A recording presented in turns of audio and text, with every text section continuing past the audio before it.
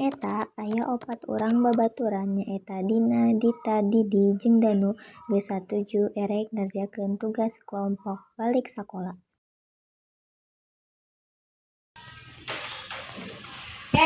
Urang gawean tugas baheula anu nyeun video teh ayo.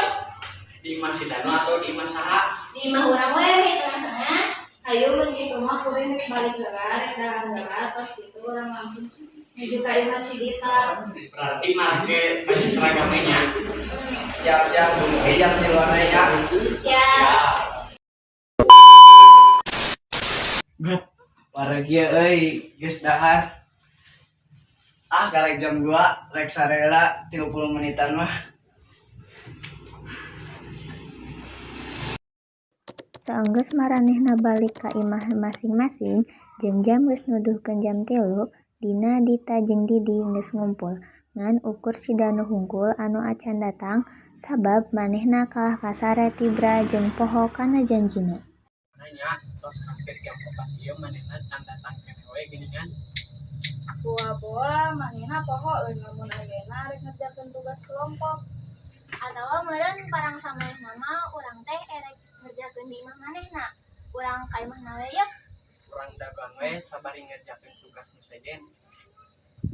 Manehna oge tiluan tuluy ngagawean tugas babarengan bari ngedagoan kadatangan si Danu.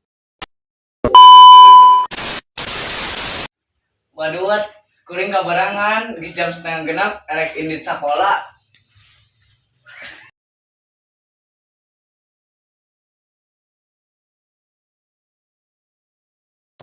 Saenggeus jam di HP nuduhkeun jam 5:30, ka tembong ti jauh aya budak lalaki lulumpatan sabari mamawa kantong sakola.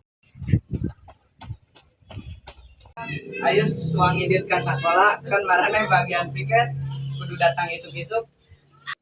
Tidinya oge Dita, Dina jeung Didi seserian meuni ukeuy-ukeuyan. Nya erek ka mana maneh Danu mamawa kantong kan ieu sore keneh karek-karek magrib. Maneh pasti karek udang sarenya. Matak mah Danu urang kadang di papatan ku kolot ulah sare bulit-bulit bae kawas kitu. Tidinya oge beungeut si Danu beureum bakat ku era ka barudak nu araya di dinya.